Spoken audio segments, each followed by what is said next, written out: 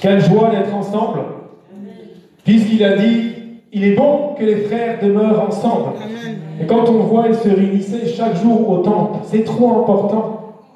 Parce que moi, ma première famille, c'est vous. Mes frères, mes sœurs, ma mère, ce sont ceux qui font la volonté de mon Père. Donc vous êtes ma famille. Amen. Et mieux vaut un jour dans ces parvis que 1000 ailleurs. Donc avant de parler, dans 2 minutes, je vais laisser la parole à quelqu'un qui va témoigner. Pourquoi témoigner?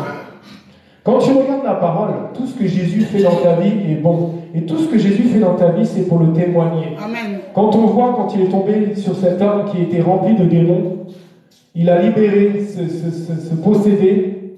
Et quand cette personne a voulu le suivre, amen, Jésus a dit quoi?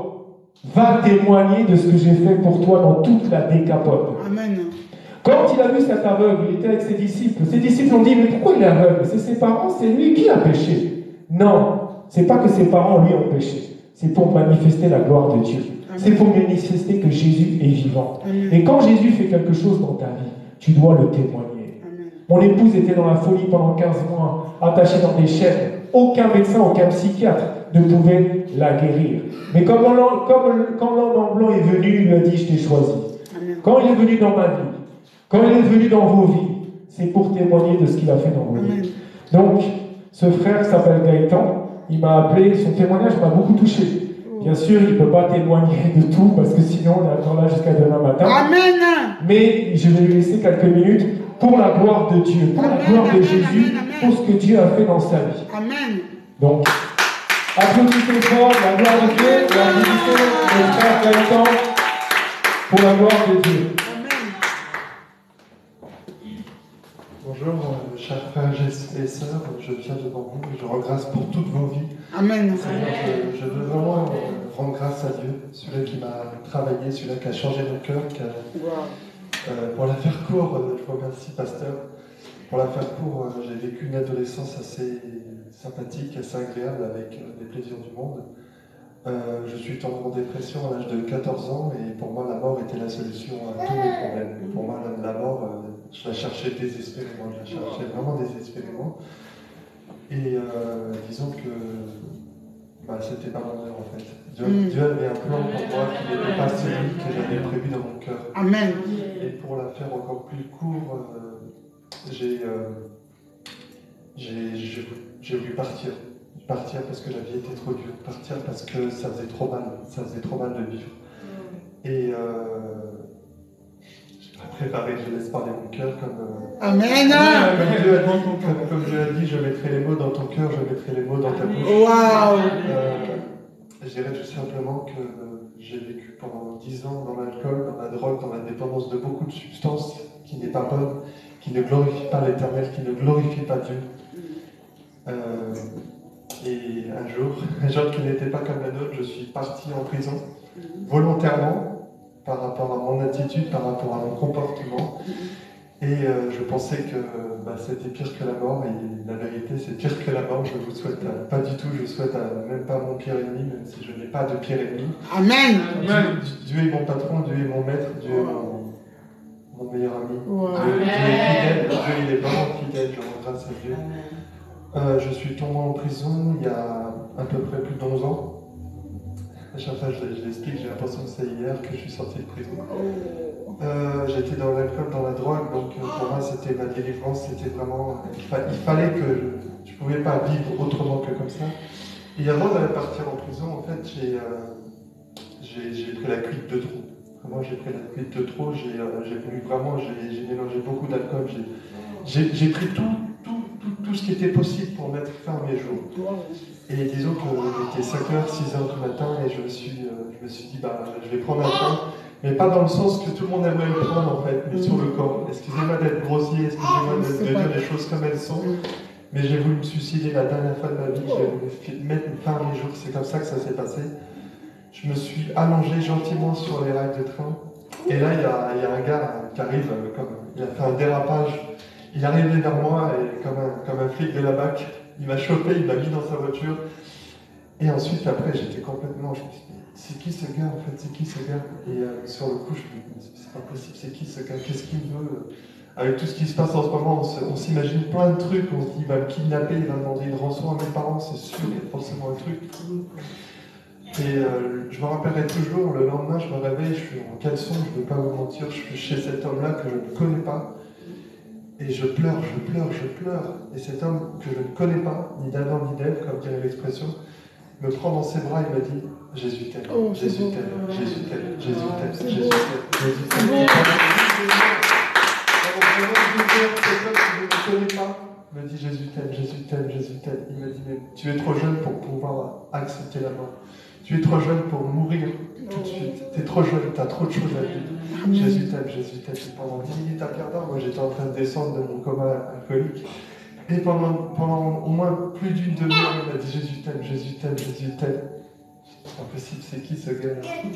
Et je me suis dit, je vais lui faire croire que je suis d'accord avec tout ce qu'il dit, comme ça il va me laisser tranquille, il va me laisser partir, il va arrêter de me prendre la tête. Et je suis sorti, mais avant de sortir, il m'a dit, si tu as quelque chose à confesser, si tu te sens mal, si tu as une boule dans ton cœur, si tu ne fais pas la démarche d'avouer tout ce que tu as fait de mal dans ta vie, Dieu ne pourra pas rentrer dans ton cœur. Dieu même ne pourra pas rentrer dans ton cœur. Alors, je le dis aujourd'hui avec beaucoup de détachement, mais je suis allé au commissariat, j'ai avoué beaucoup de choses. Des choses qui étaient vraies, des choses qui étaient fausses. Et le brigadier en chef qui était devant moi, il m'a dit, vous êtes sûr de confirmer ce que vous dites? Et ça me fait penser à Job. Ça me fait penser à Job parce que Dieu a permis que le diable fasse des choses dans la vie de Job pour permettre la gloire de Dieu par Job. Et j'ai appris tout ça. Finalement, je n'ai pas eu cette chance. Je suis allé en garde à vue tout de suite. 96 heures de garde à vue. J'ai pas eu psychologue, j'ai pas eu médecin, j'ai rien eu. J'ai une Romaine qui est en train de crier à côté de moi. Peut-être qu'elle est en train de prier en langue, je ne sais pas. Mais sachez que j'avais plus de prénom, j'avais plus d'identité, même si j'avais une identité en Christ, mais je ne savais pas. Wow. J'avais un matricule 83067, j'étais à la prison de Bois-d'Arcy. Et ce qui s'est passé, c'est que pour moi, c'était mieux que la mort. Pour moi, c'était une solution, c'était une dépendance, c'était mieux que la mort. Mais je me suis rappelé d'un gars qui m'avait parlé, qui m'avait raconté plein de trucs. Il était habillé en costard cravate et il m'a dit c'est rien la prison, c'est rien la prison. Tu vas sortir, tu deviendras un homme meilleur. Tu deviendras un homme meilleur. Tu arrêteras toutes ces conneries. Tu arrêteras toutes ces bêtises et tu deviendras un homme meilleur. Tu deviendras juste un homme qui peut se regarder dans un miroir sans pleurer, sans haine, sans colère. Et un jour qui n'était pas comme un autre, j'étais entré dans ma cellule et je suis passé devant la juge. J'étais aux assises. Par la grâce de Dieu, je n'ai pas été aux assises. Mais j'ai vu mon avocat très très chic, très très bien payé, ce que vous voulez, quelqu'un qui nourrit l'amour qu'il a pour sa vie par l'argent, par beaucoup de choses, par beaucoup de plaisirs du monde. Mais il est venu dans ma cellule et il m'a dit Monsieur Cholet, vous risquez jusqu'à 20 ans de prison si le code de la loi est respecté. Je dis c'est pas possible, j'ai tué personne. J'ai tué personne, c'est pas possible. C'est pas moi, j'ai pas. Laissez-moi me tuer moi, mais pas. J'ai tué personne, c'était pas possible en fait. Et je suis allé voir mon juge. Mon juge me compare à Adolf Hitler. C'est pour vous dire la vérité. Il m'a comparé à la pire saloperie que le monde ait portée dans ce monde. Et dans mon cœur, je me suis dit non, c'est pas possible, c'est pas possible. Il est payé pour dire des saloperies, il est payé pour dire des choses horribles. Je ne pense pas être comme ça. Je ne pense pas mériter le malheur. Je ne pense pas mériter autant de malheur.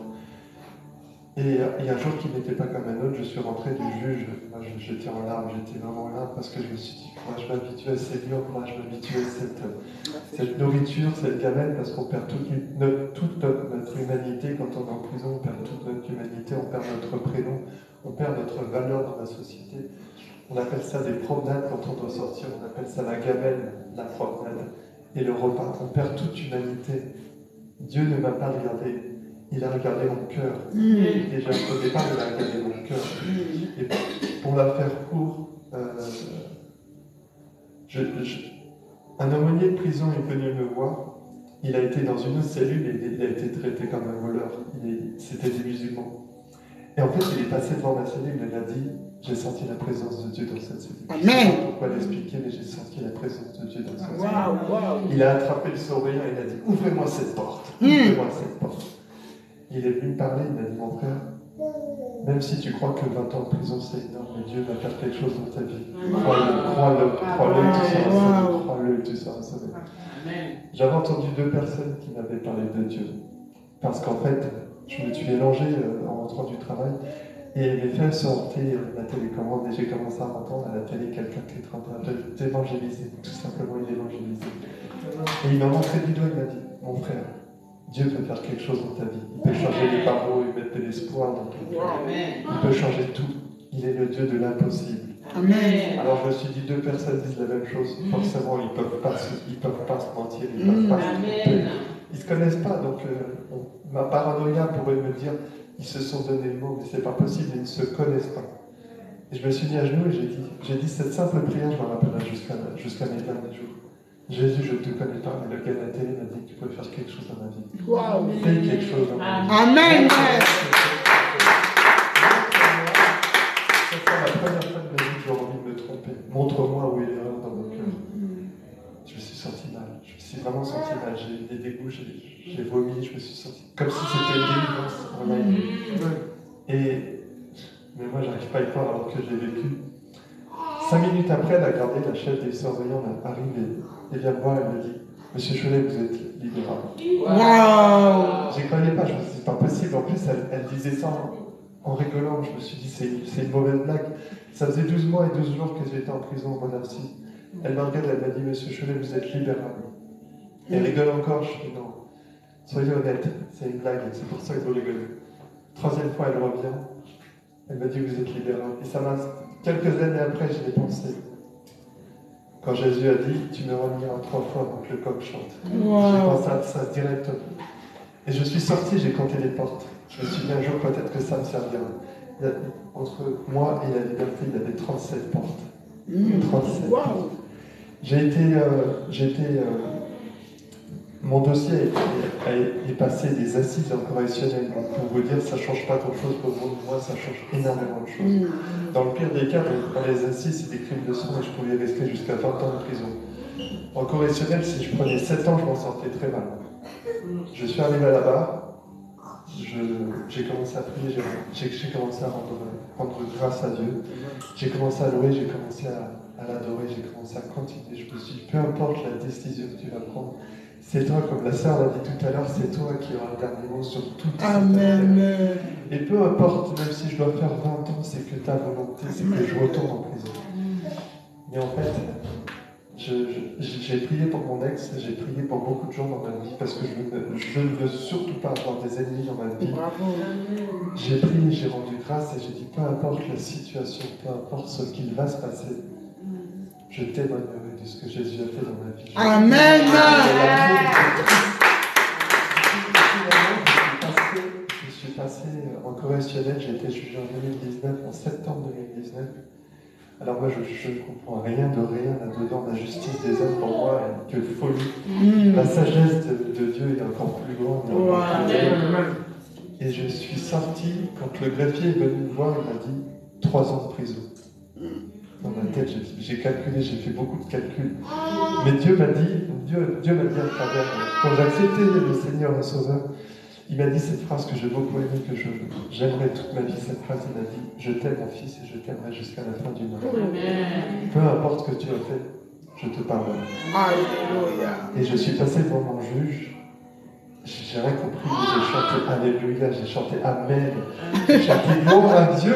Amen. Sur le coup, j'ai ramené mes poignets, je me suis dit, mais je vais en prison, je ne vais pas en prison. Le greffier est venu me voir, il m'a dit, non, tu ne vas pas en prison. Ton temps est accompli, tu ne vas pas en prison. Mon avocat arrivé, super classe, tout ça. Et pour vous dire, j'ai oublié ce détail qui pour moi a beaucoup d'importance. Comme je l'ai dit tout à l'heure, j'ai fait 12 mois et 12 jours, mais je suis sorti par un vice de procédure. Chose qui n'arrive jamais. Mon avocat, ça fait 20 ans qu'il travaille en tant qu'avocat. Il n'a jamais vu un vice de procédure aussi énorme. Il n'a pas été convoqué quand je suis passé devant le juge. Mon avocat est venu, il m'a dit, ce soir vous dormez chez vous. Et toutes ces grâces, je lui dois toutes ces grâces. Je rends la liberté à Dieu. Je rends l'amour à Dieu. Je rends la paix, je rends sa justice qui surpasse toute intelligence, toute forme d'intelligence.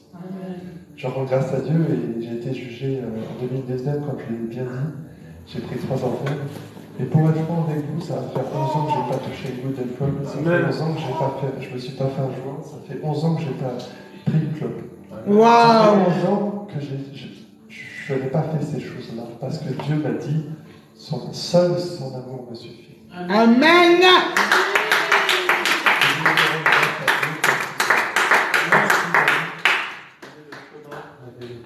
Amen.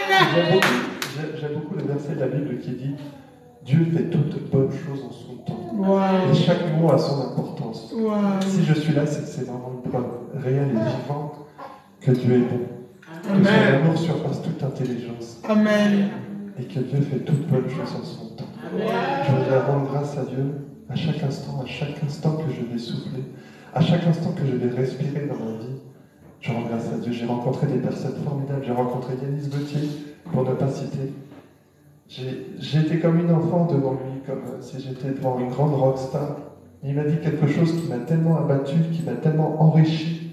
Il m'a dit, tu sais mon frère, je suis comme toi. Je mets mon pantalon d'une jambe après l'autre. Je ne suis pas plus grand que toi, tu n'es pas plus grand que moi. J'étais avec mon petit livret. Je voulais qu'il me signe un autographe, mais quand il m'a sorti ça, je me suis mis à genoux, je me suis dit, merci Seigneur, cette preuve d'humilité est grande. J'ai rencontré des personnes formidables dans ma vie, et je sais que c'est pas la fin du chemin, mais le début. Amen. Seigneur fait toutes bonnes choses en son temps. Il est l'amour, il est la paix, il est la justice. Amen. J'en suis la preuve, comme vous êtes la preuve. Wow. J'ai entendu pas mal de témoignages dans ma vie. J'ai entendu des personnes qui étaient décédées, qui finalement, la mort ne voulait pas d'eux. Des personnes, surtout une fille qui ça m'a beaucoup touché son témoignage. Elle a été, enfin, je la fais court, mais elle s'est fait rouler dessus par un 2 tonnes. Quand on la voit, on dirait, c'est vraiment l'œuvre de Dieu. Elle n'a pas une séquelle. Wow. C'est vraiment l'œuvre de Dieu. Et je ne doute pas. Je ne doute pas. Ma seule crainte est en Dieu. Amen, amen, amen.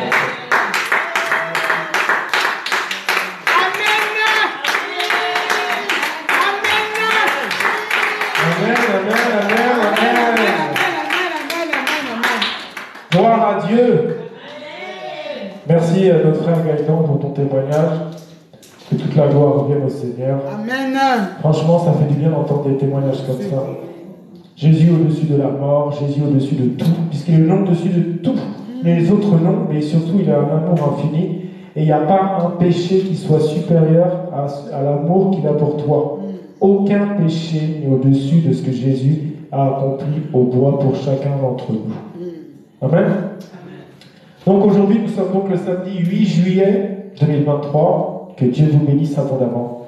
Tu peux regarder ton voisin et dire Jésus t'aime tellement. Et Jésus t'aimera pour toujours. Pour toujours.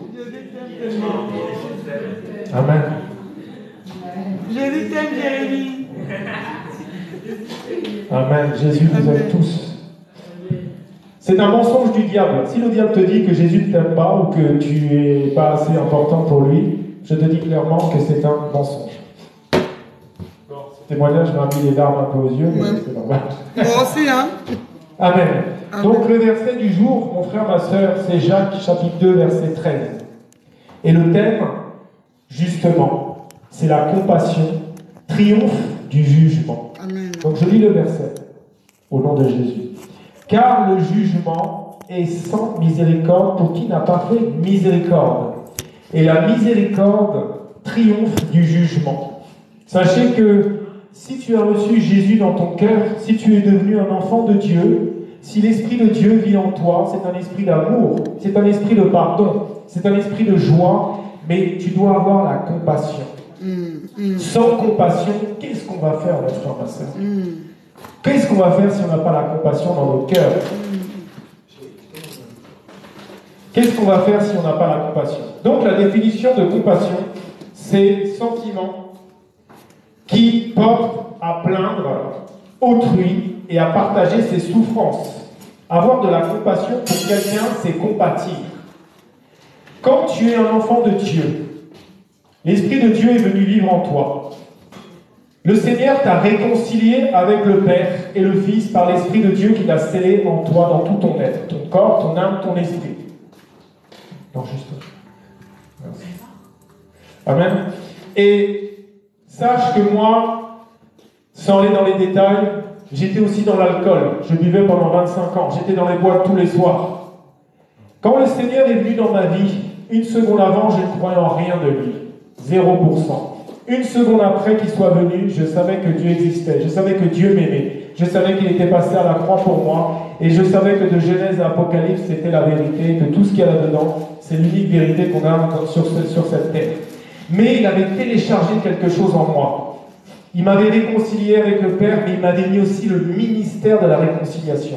Et vous tous qui êtes ici, vous avez ce ministère de la réconciliation. Vous avez la compassion. Vous avez la compassion des âmes.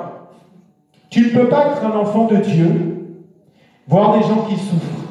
Tu ne peux pas être un enfant de Dieu, voir quelqu'un qui est en fauteuil roulant. Tu ne peux pas être un enfant de Dieu, voir la misère du monde, la famine, toutes ces âmes qui sont en train de se perdre, qui ne connaissent pas Jésus, et vivre normalement. C'est impossible. Et comme il est dit, la compassion triomphe du jugement. Ne juge jamais et ne condamne jamais un frère ou une sœur. Peut-être la personne est dans l'alcool, peut-être la personne a tué des gens, peut-être la personne est dans les trafics d'enfants. Mais tu ne sais pas pourquoi il en est arrivé là. Tu ne connais pas sa vie, tu ne connais pas sa famille, tu ne sais pas ce que sa famille a fait dans sa vie. Parce que Jésus n'a jamais jugé. Jésus n'a jamais condamné. Jamais. Il est dit dans Matthieu chapitre 7, versets 1 et 2, « Ne jugez point, afin que vous ne soyez point jugés. » Verset 2, « Car on vous jugera du jugement dont vous jugez, et l'on vous mesurera avec la mesure dont vous mesurez. » Si le Seigneur avait eu un quelconque sentiment de jugement, de condamnation dans son cœur, je te dis clairement, le Père n'aurait jamais envoyé son Fils ici, et son Fils ne serait jamais allé à Golgotha. C'est juste par amour pour nous qu'il l'a fait. Et nous tous qui sommes enfants de Dieu, nous tous qui avons reçu Christ dans nos cœurs, on doit avoir ce même amour pour les autres. On doit avoir ce même zèle pour aller annoncer cette bonne nouvelle, que toute personne qui reçoit Jésus sincèrement, comme le frère l'a dit, qu'est-ce qu'il a fait? Il a fait une prière. Il a juste fait une prière entre lui et son Dieu qu'il ne connaissait pas, un Dieu peut-être qui était si lointain de lui. Il a dit, Seigneur, si ces gens ce qu'ils disent c'est vrai, manifeste-toi dans ma vie. Et Dieu est devenu le Père. Et Jésus-Christ est devenu son grand frère. Juste par une seule prière. Donc ne juge pas, car tu ne sais jamais ce que ce frère, cette sœur a vécu. Peut-être le rejet, peut-être l'abandon, peut-être la honte. Le diable a créé des blessures. Il s'est fait des carapaces. Il s'est fait des choses pour pouvoir, comment dire, être vu aux yeux du monde, pour pouvoir exister. Moi, j'ai fait beaucoup de bêtises. Je suis pas né dans une famille pauvre, mais j'ai volé tous les jours dans ma vie. Tous les jours. J'ai fait les pires bêtises parce que j'avais besoin d'attirer l'attention. Et quand Jésus est venu, j'ai compris qu'il m'aimait tellement. Donc, ne jugeons jamais, frères et sœurs. Aujourd'hui, c'est important. Quand tu ressors d'ici, il faut que tu comprennes quelque chose. Ne regarde plus les frères, les sœurs, ne regarde plus le monde comme tu le regardais avant. Ne juge pas, ne condamne pas. Le Seigneur est venu avec un regard rempli d'amour, rempli de compassion. Il a regardé son Père, il a dit, Père, mais tous ces gens vont aller en enfer. Mais qu'est-ce qu'il faut que je fasse, Père? Il n'y a qu'une seule chose à faire. Mon fils, tu dois descendre, tu dois porter la colère. Tu dois apporter la colère pour chacun d'entre eux. Jésus est le sauveur de l'humanité. Jean 3, 17. Tout le monde connaît. Quand on dit Jean 3, 16, tout le monde réagit. Ah oui, je connais. Mais Jean 3, 17, regarde. Dieu, en effet, n'a pas envoyé son Fils dans le monde pour qu'il juge le monde, mais pour que le monde soit sauvé par lui. Ça veut dire que si Dieu t'a choisi, si Dieu t'a appelé, si Dieu veut t'utiliser, c'est pas pour que tu juges le monde.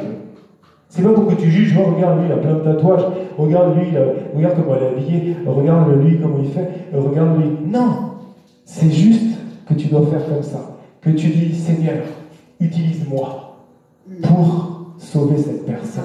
Je ne sais pas comment tu vas faire, mais moi je veux juste être un instrument dans tes mains.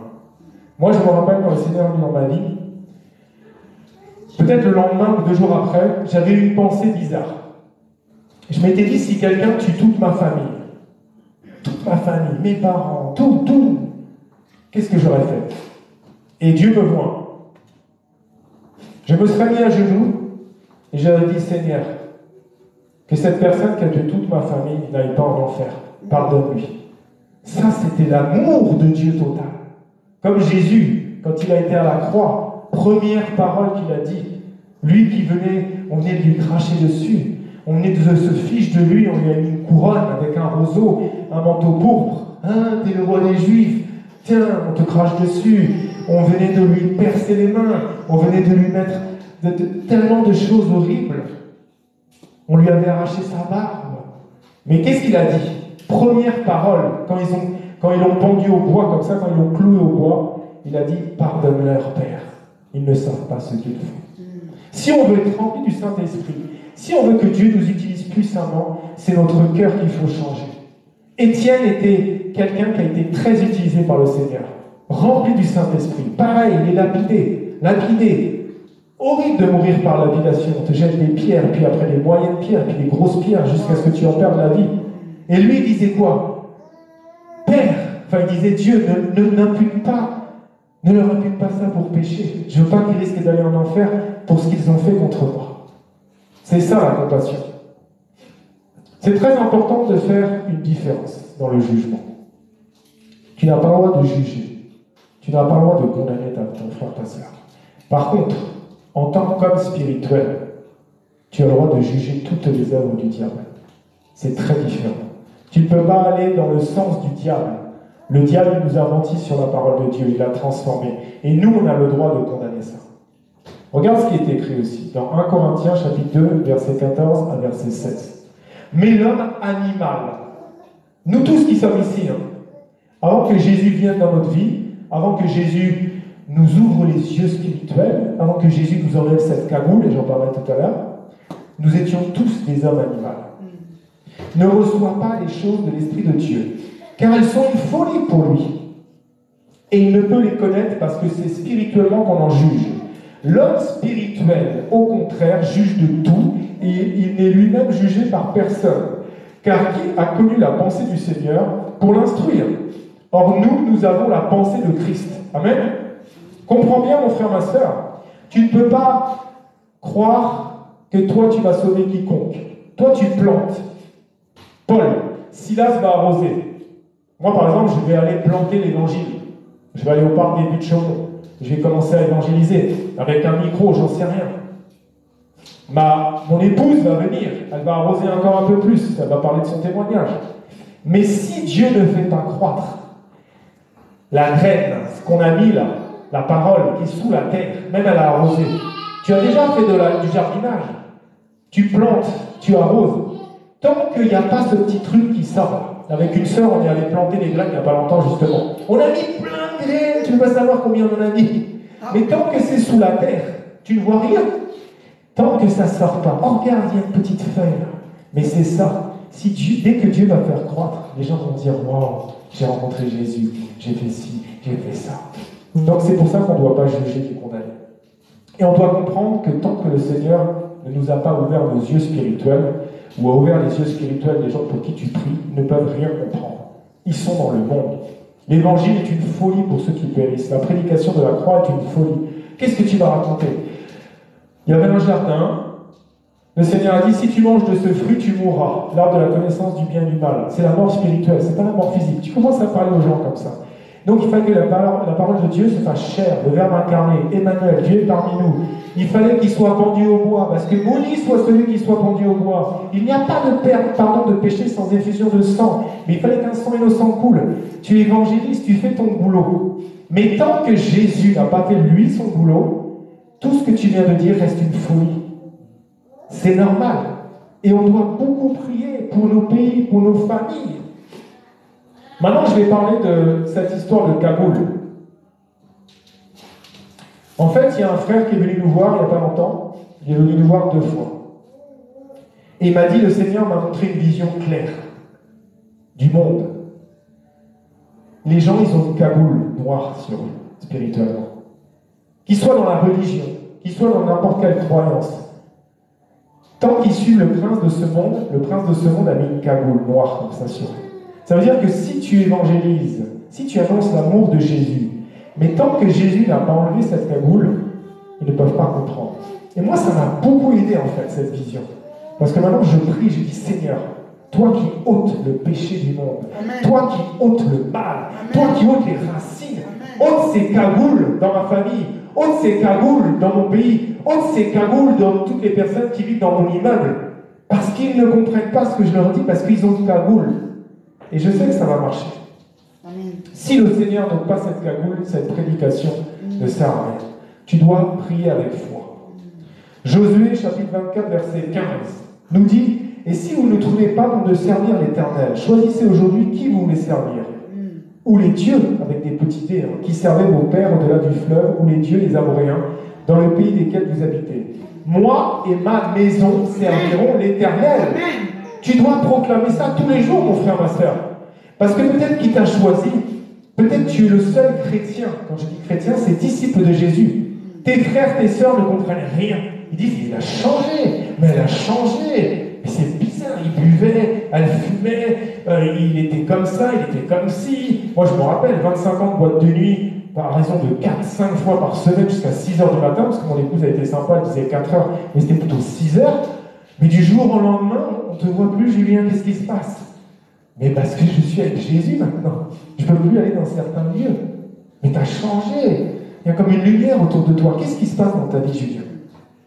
Donc, soit tu sers le Dieu d'Abraham, soit tu sers le Dieu d'Israël, soit tu sers le Dieu d'Israël, soit tu sers le Dieu des Hébreux, soit tu sers Jésus-Christ de Nazareth, soit tu sers le prince de ce monde et tous ces faux dieux. Et il y en a plein. Le diable, il t'offre plein de voies.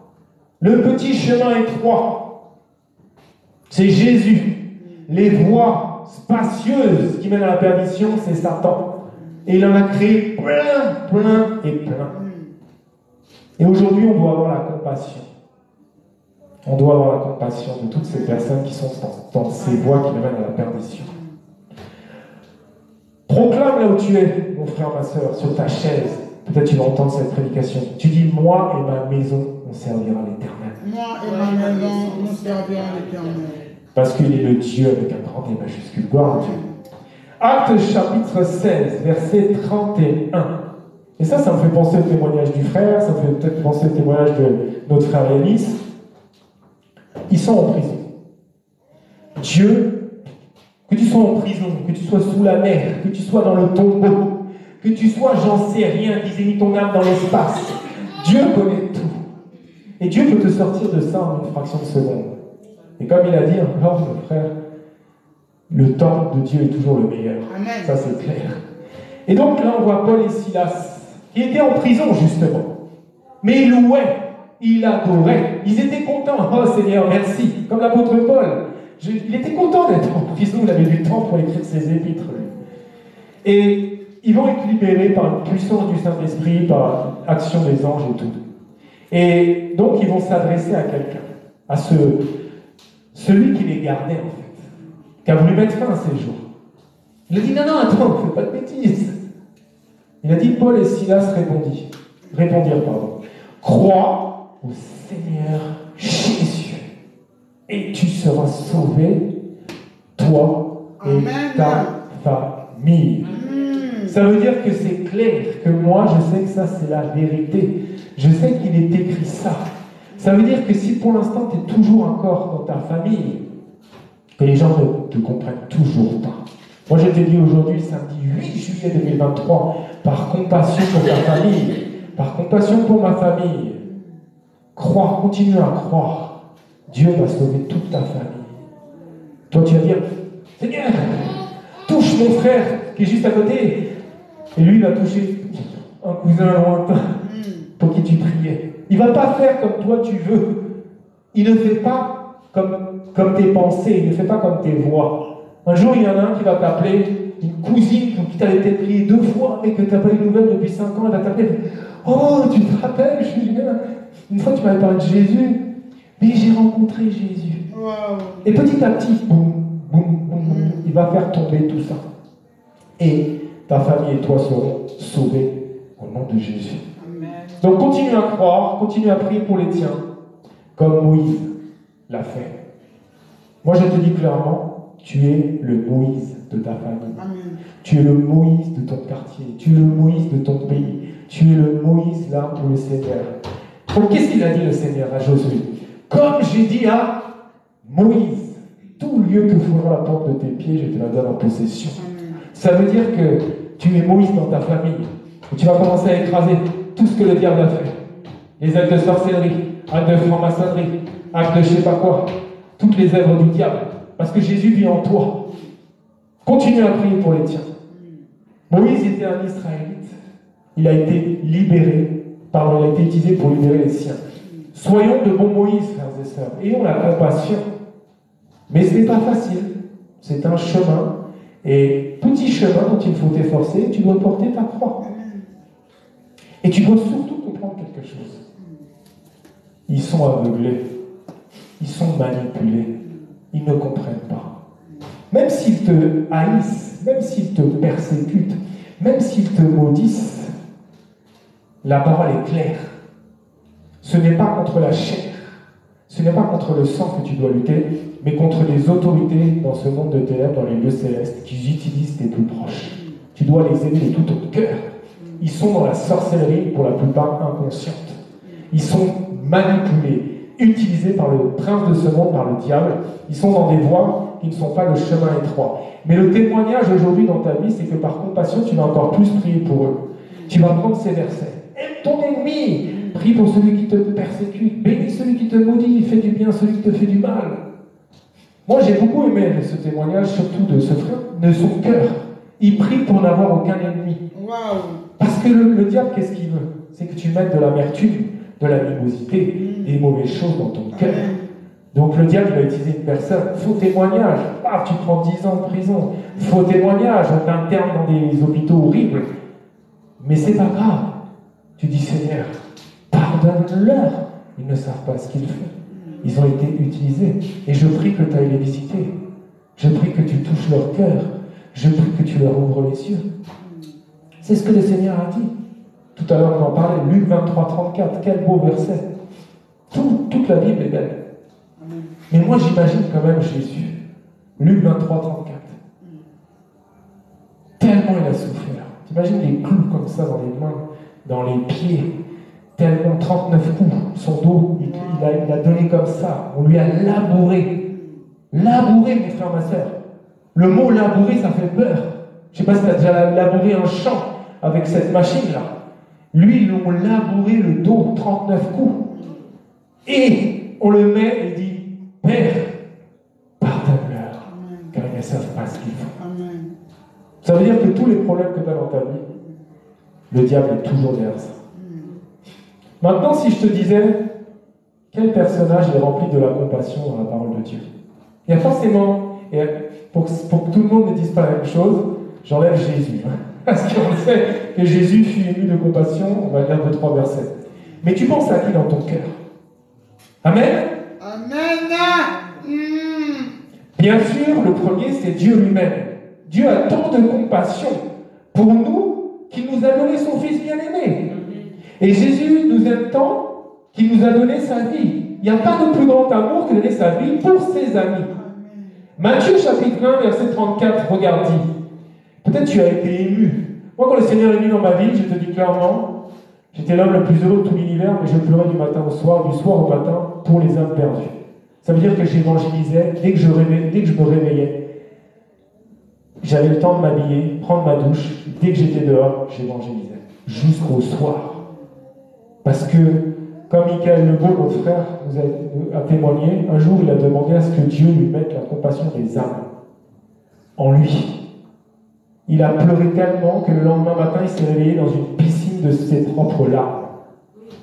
Ému de compassion, Jésus-Christ de Nazareth, Jésus toucha leurs yeux et aussitôt ils recouvrèrent la vue et le suivirent.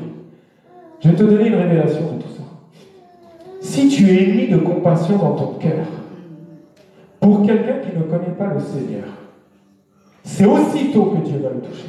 Amen. Moi, je l'ai vécu clairement. Un jour, je priais pour un monsieur qui avait un cancer. J'étais ému de compassion pour lui. J'ai fléchi les genoux. J'ai pleuré. J'ai dit, Seigneur, va toucher cet homme. Cet homme m'a appelé une semaine après. Et il m'a dit, il y a une semaine, je sais que tu as rencontré Jésus, il y a une semaine, le Seigneur est venu dans ma chambre. Et je sais qu'au moment où j'ai lâché ces larmes, le moment où mon cœur a été connecté, au moment où j'ai prié, c'est ce moment qui a fait descendre Jésus dans la chambre de ce monsieur. Si tu es vraiment ému de compassion, que tu as un cœur sincère devant le Seigneur, pour ta famille, pour ton pays, Dieu va sauver les âmes à travers tes prières. C'est clair. Matthieu chapitre 9, versets 35 et 36. Jésus parcourait toutes les villes, tous les villages, enseignant dans les synagogues, prêchant la bonne nouvelle du royaume et guérissant toute maladie. Ce qui est bien avec Jésus, c'est que quand tu crois, il guérit tout. Et toute infirmité. Voyant la foule, moi j'aime ça, ce détail, il regarde la foule. Regarde ton pays. Quand tu vas évangéliser, regarde la foule. Il fut encore ému de compassion pour elle. Parce qu'elle était languissante et abattue, comme des brebis qui n'ont point de berger. Mon frère, ma soeur, si tu es un enfant de Dieu, si tu es un fils, si tu es une fille de Dieu, tu dois vivre ça tous les jours.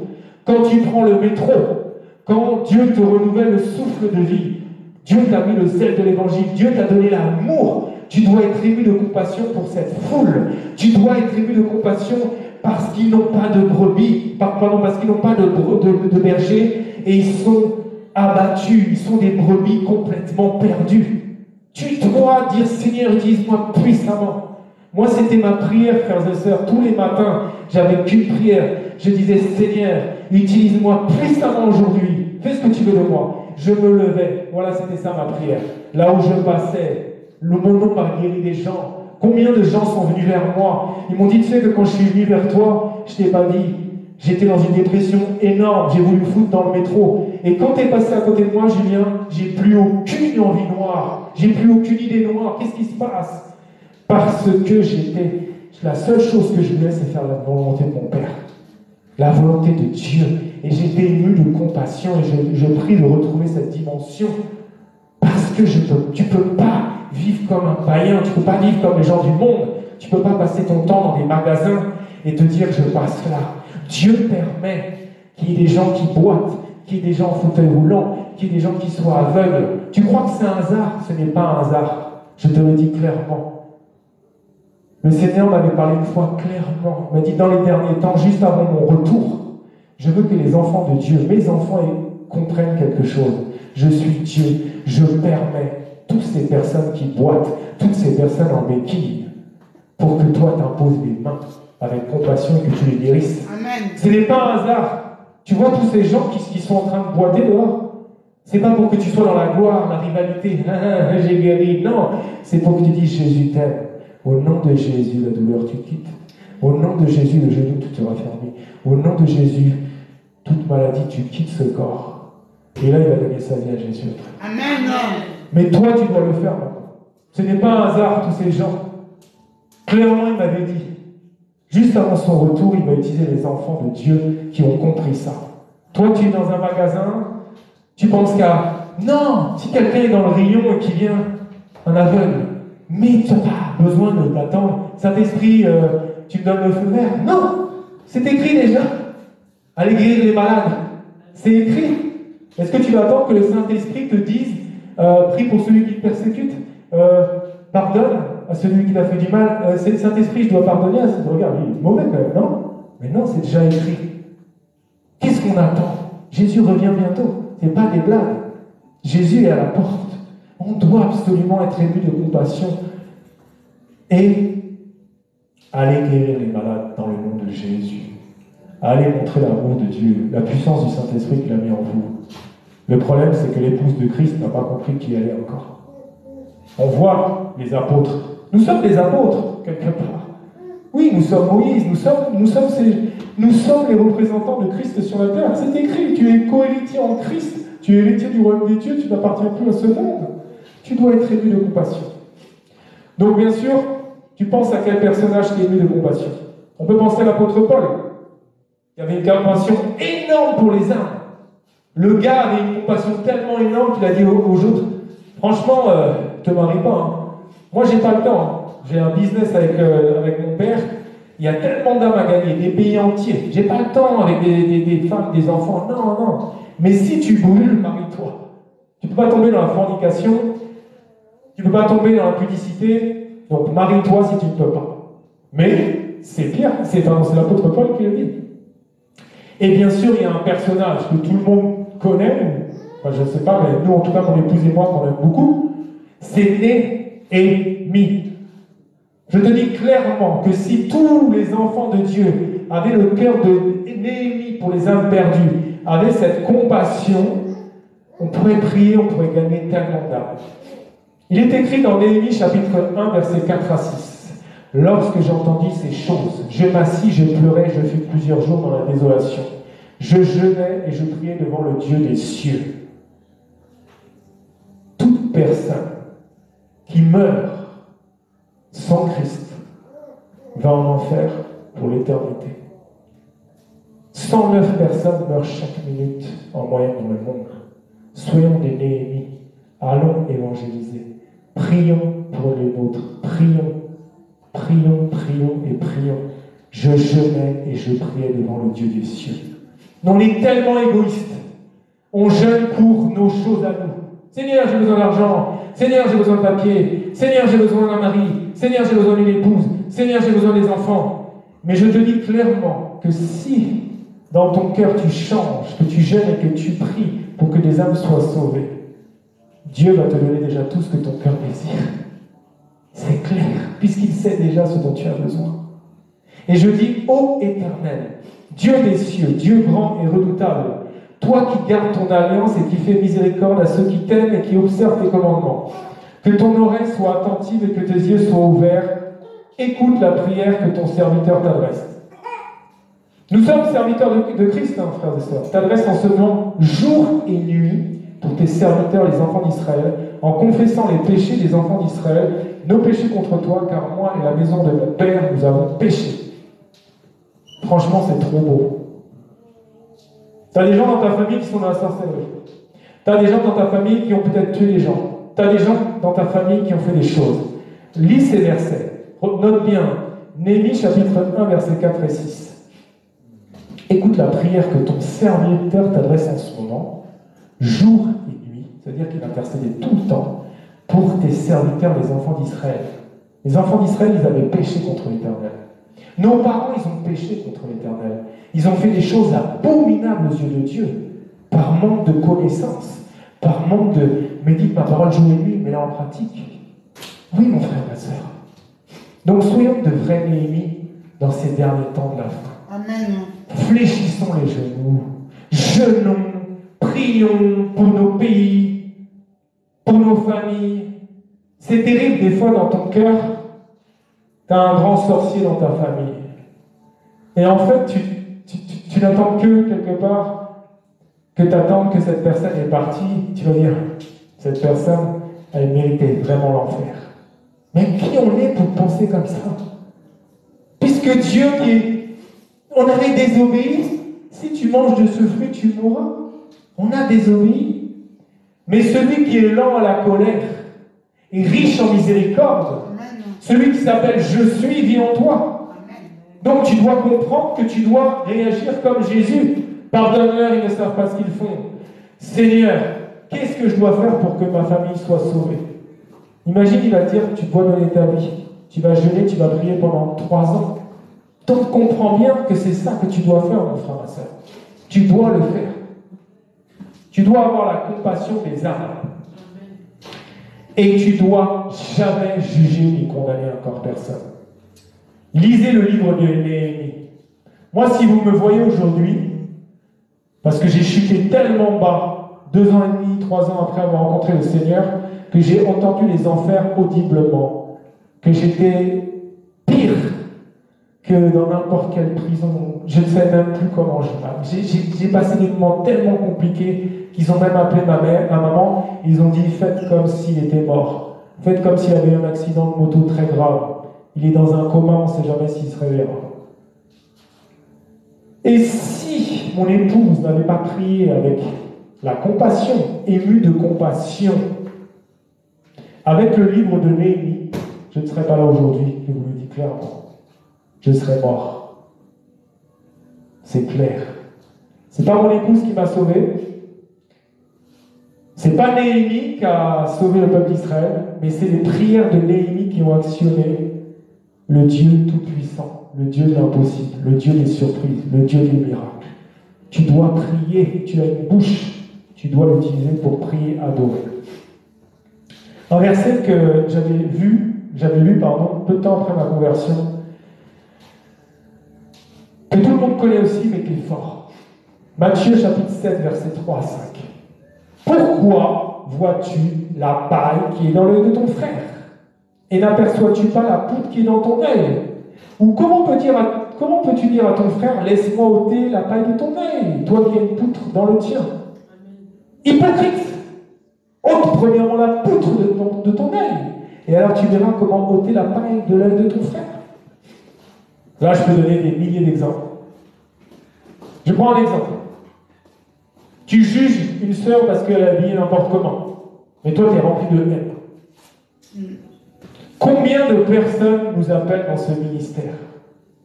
J'aimerais tellement être baptisé, mais mon pasteur ne veut pas parce que je fume.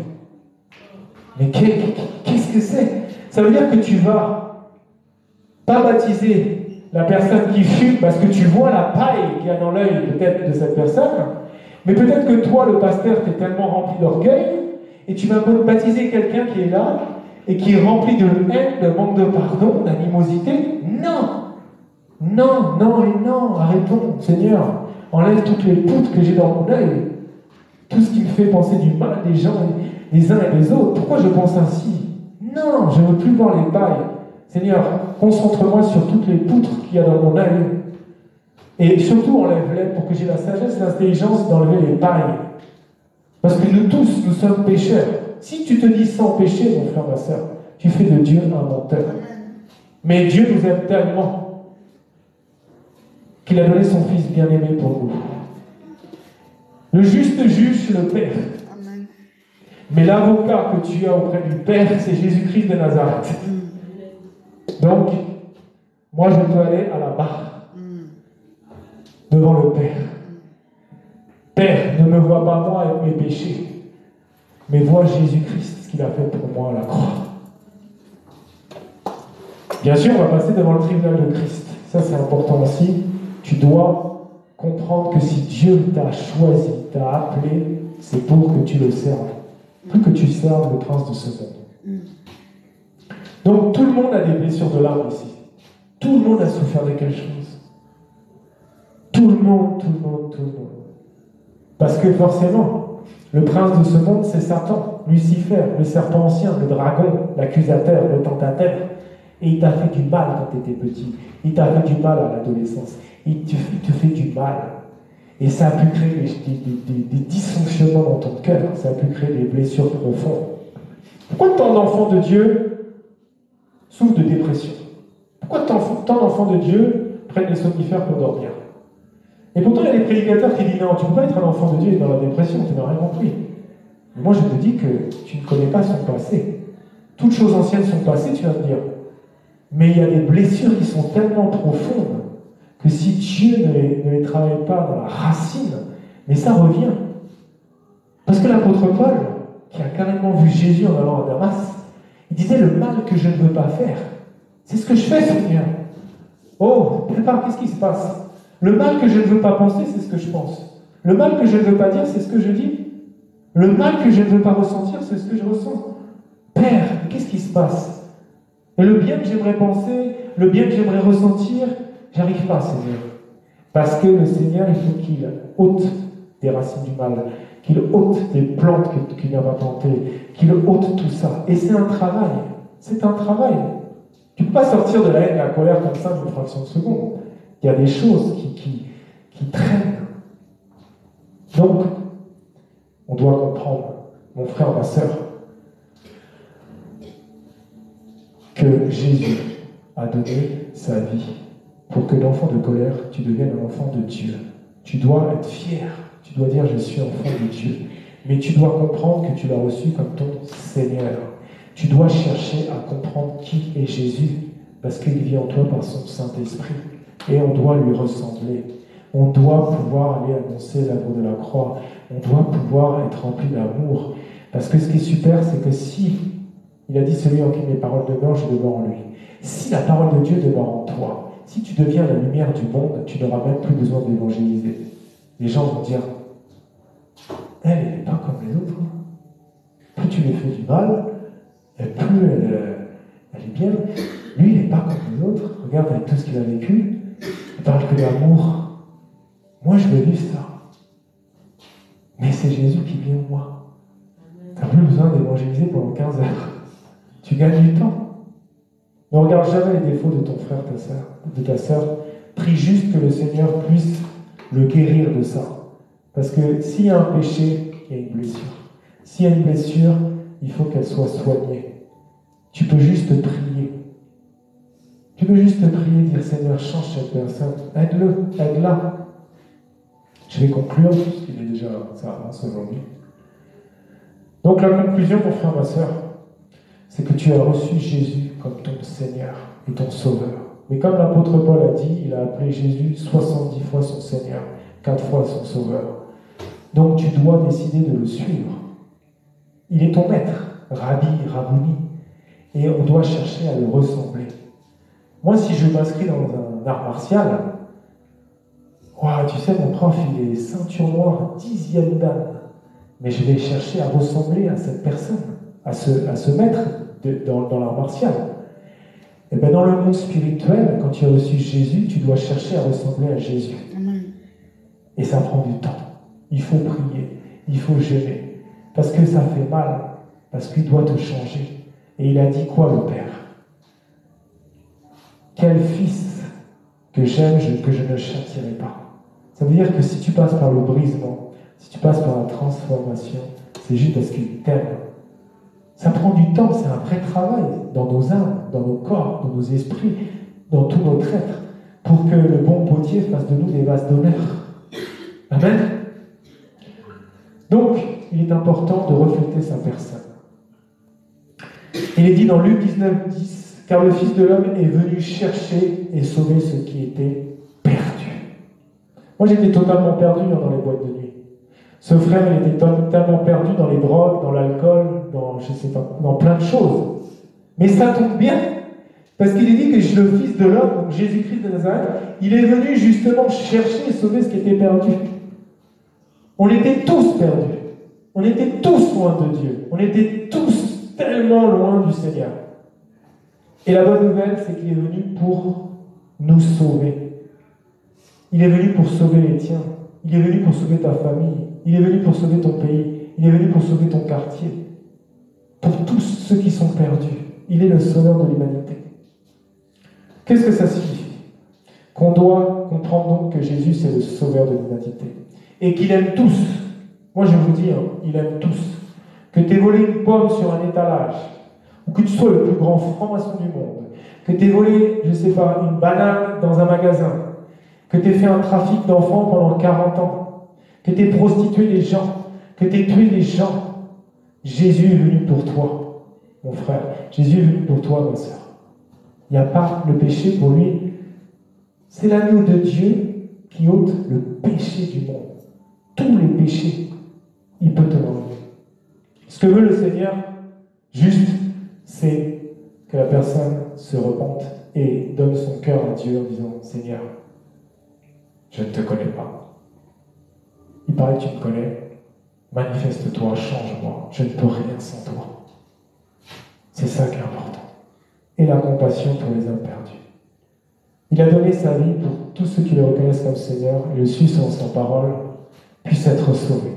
Et nous, qu'est-ce qu'on fait aujourd'hui, frères et sœurs? Est-ce qu'on a donné nos vies comme lui nous l'a donné? Parce que c'est bien de donner sa vie à Jésus. Mais derrière, il faut aussi donner notre vie pour tous ceux qui sont perdus. Une journée fait 24 heures. On peut faire tellement de choses en 24 heures. Amen. On va prier.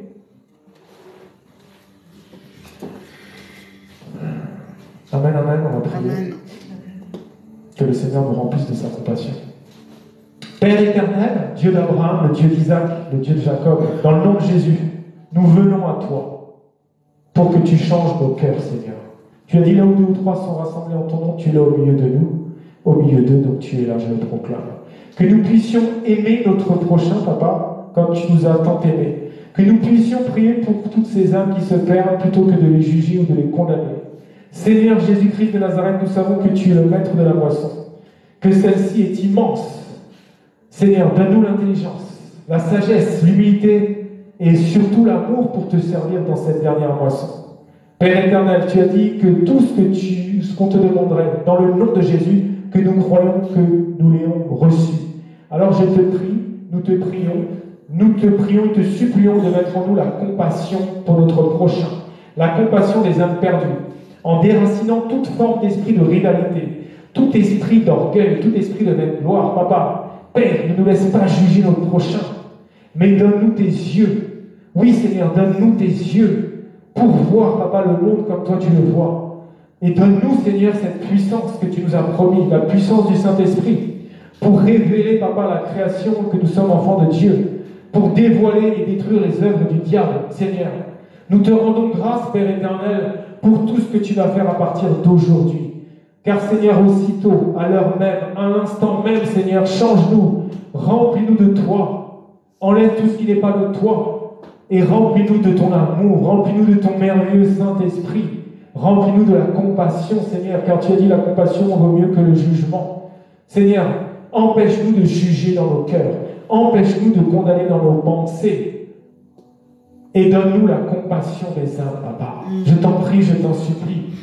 Fais de nous des instruments qui te soient agréables, en toute sagesse et intelligence, Papa. Au nom de Jésus, Père, je prie, Père, maintenant, que l'Esprit de Dieu se déverse maintenant sur chacun d'entre nous, avec la compassion des âmes, avec la compassion de ton travail.